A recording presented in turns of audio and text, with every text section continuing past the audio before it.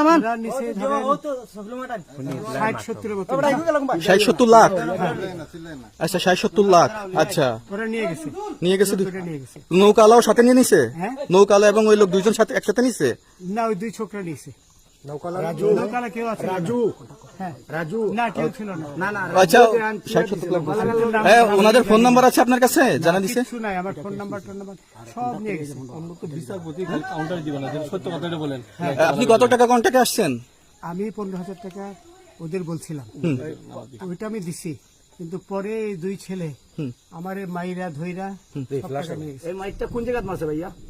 বর্ডারে আনিয়ে মারছে না না, ওই ভিতরে, তারের ভিতরে, ইন্ডিয়ার ভিতরে? ইন্ডিয়ার ভিতরে।